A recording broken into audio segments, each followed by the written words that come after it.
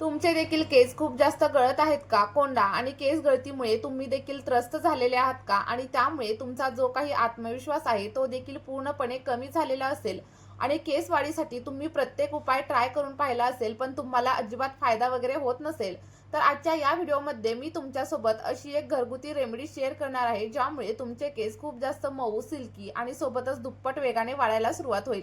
आणि सगळ्यात चांगली गोष्ट म्हणजे ही रेमेडी आपल्या घरामधील साध्या घटकांपासून तयार होते. आणि जर तुमचे केस खूप जास्त गळत असतील किंवा मग खूप जास्त कोरडे वगैरे झालेले असतील आणि तुम्हाला कोंड्याची वगैरे समस्या देखील जाणवत असेल, तर तुम्ही आपली ही रेमेडी नक्की वापरा. चला तर मग आपली रेमेडी बनवायला आपण सुरुवात करूया. पण त्या अगोदर तुम्हाला एक छोटीशी विनंती आहे. तुम्ही आपल्या चॅनलवरती पहिल्यांदाच व्हिजिट करत असाल तर चॅनलला सबस्क्राईब करा आणि तुम्ही आपला हा व्हिडिओ कोणत्या गावामधून किंवा मग कोणत्या शहरामधून पाहताय कमेंटमध्ये सांगायला अजिबात विसरू नका. तर इथे बघा, सगळ्यात पहिल्यांदा मी कोरफडीचा वापर करणार आहे आणि कोरफड हा आपल्या केसांसाठी एक नैसर्गिक उपाय आहे. यामध्ये भरपूर अशी पोषक तत्व आणि सोबतच अँटीऑक्सिडंट असतात, जे आपल्या केसांच्या वाढीसाठी प्रोत्साहन देत असतात आणि त्यासोबतच आपलं स्कॅल्प निरोगी ठेवण्यासाठी देखील मदत करतात. इथे मी एक कोरफडीचं पान घेतलेलं आहे आणि त्यानंतर त्याच्या बाजूचे जे काही काटेरी भाग आहे तो आपल्याला व्यवस्थित असा काढून घ्यायचा आहे, जसं की तुम्ही व्हिडिओमध्ये पाहू शकता. आणि त्यानंतर आपल्याला कोरफडीला अगदी छोट्या छोट्या पीसेसमध्ये व्यवस्थित असं कट करून घ्यायचं आहे. तोपर्यंत मी तुम्हाला कोरफडीचे आपल्या केसांसाठी किती फायदे आहेत हे सांगते.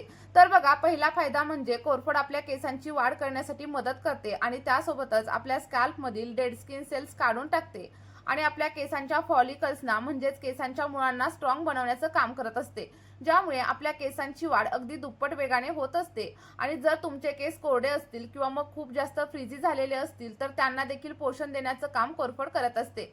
बघा, कोरफड एखाद्या नैसर्गिक मॉइश्चरायझर सारखं काम आपल्या केसांवरती करत असते, जी अगदी कोरड्या आणि फ्रीजी केसांना देखील मऊ आणि चमकदार बनवण्यासाठी मदत करते. त्यासोबतच आपली केस गळती देखील नियंत्रणात ठेवण्यासाठी कोरफड आपल्याला मदत करत असते. आणि जर का तुमच्या स्कॅल्पवरती खाज येत असेल किंवा मग तुम्हाला कोंड्याची वगैरे समस्या असेल, तर कोरफडीमध्ये अँटीफंगल आणि अँटीबॅक्टेरियल गुणधर्म असतात, जे आपल्या स्कॅल्पमधील कोंडा आणि खाज कमी करण्यासाठी मदत करतात.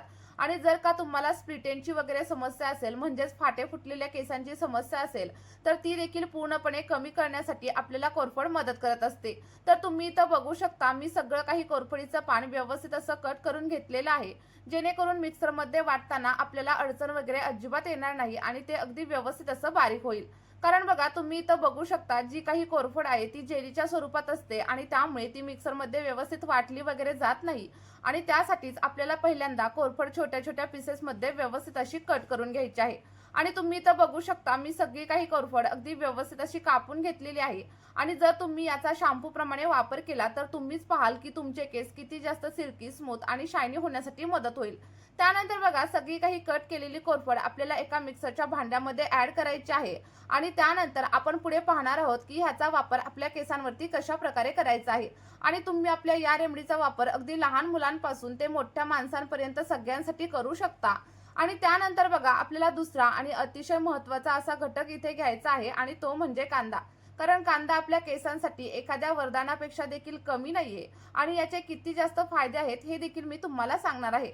कांदा आपल्या केसांसाठी खूप फायदेशीर आहे, कारण कांद्यामध्ये सल्फरचं प्रमाण खूप जास्त असतं, जे कोलेजनचं उत्पादन वाढवण्यासाठी मदत करत असतं. आणि हे कोलेजन आपल्या नवीन केसांच्या वाढीसाठी मदत करते, ज्यामुळे आपल्या केसांची वाढ अगदी वेगाने होते. आणि जर तुमचे केस मधूनच तुटून गेलेले असतील किंवा मग मुळांपासून तुटलेले असतील, तर ते देखील पुन्हा उगवण्यासाठी मदत होत असते. तर बघा, एकदा फक्त मी सांगितलेल्या पद्धतीने कांदा तुम्ही नक्की वापरून बघा, तुमच्या केसांमध्ये तुम्हाला स्वतःलाच फरक जाणवायला लागतील. त्यासोबतच जर तुम्हाला कोंड्याची किंवा मग खाजेची वगैरे समस्या असेल तर ती देखील कमी होईल. आणि तुम्ही मला कमेंट करून नक्की सांगा की तुम्हाला देखील कोंड्याची समस्या जाणवते का. तर इथे बघा, साधारणतः एक मध्यम आकाराचा कांदा मी घेतलेला आहे आणि त्याला छोट्या छोट्या पीसेसमध्ये व्यवस्थित असं कट करून घेतलेला आहे. तुम्ही पाहू शकता, मी अगदी गुलाबी रंगाच्या कांद्याचा वापर इथं केलेला आहे आणि तुम्ही तुमच्या इच्छेनुसार कोणत्याही आकारामध्ये कांद्याला कट करून घेऊ शकता. आणि त्यानंतर आपल्याला या कांद्याचा वापर कशा प्रकारे करायचा आहे हे देखील आपण पुढे पाहणार आहोत.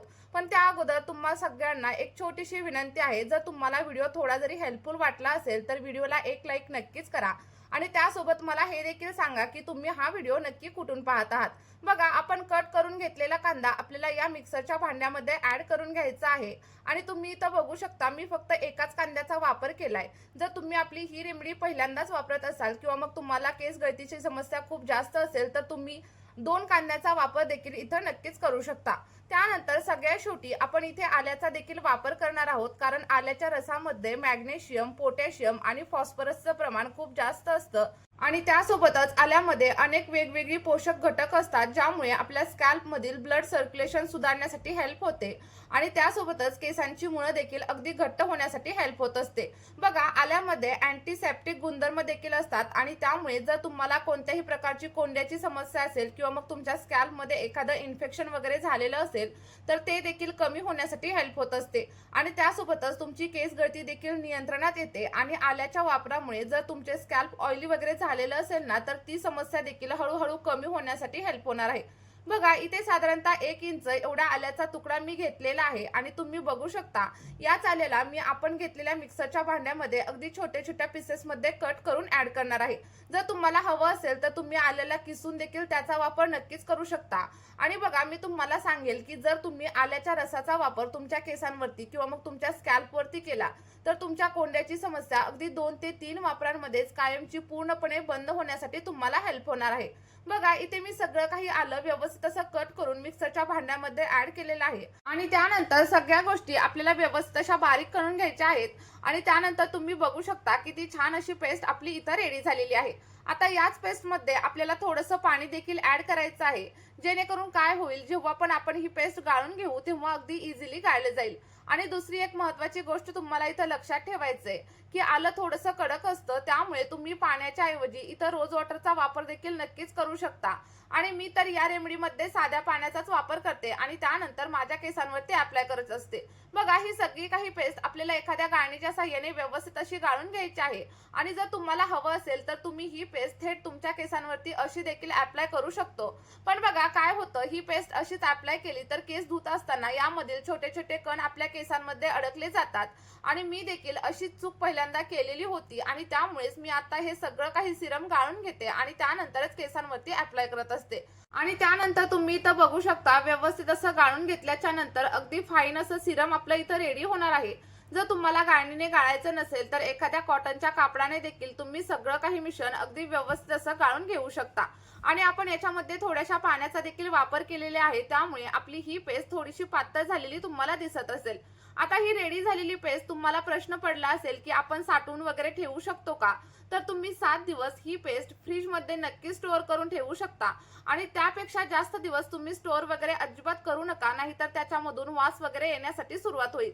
पण बघा, मी तर तुम्हाला सजेस्ट करेल की तुम्ही फ्रेश बनवा आणि फ्रेश असतानाच केसांवरती अप्लाय करा, कारण असं केल्याने तुम्हाला जे काही आपल्या रेमेडीचे फायदे भेटणार आहेत ते आणखी जास्त प्रमाणावरती भेटतील आणि तुमचे केस अगदी दुप्पट वेगाने वाढायला सुरुवात होईल. आता हे तयार झालेलं सिरम तुम्ही असं देखील तुमच्या केसांवरती नक्कीच अप्लाय करू शकता, कारण हे सिरम देखील आपल्या केसांवरती अगदी इफेक्टिव्हरित्या काम करत असतं. आणि बघा, जर तुम्हाला ड्राय हेअरची, फ्रिझी हेअरची आणि सोबतच स्प्लिट एंडची वगैरे समस्या खूप जास्त प्रमाणावरती जाणवत असेल तर या सिरम मध्ये तुम्हाला व्हिटॅमिन ई ची एक कॅप्सूल देखील ऍड करायची आहे.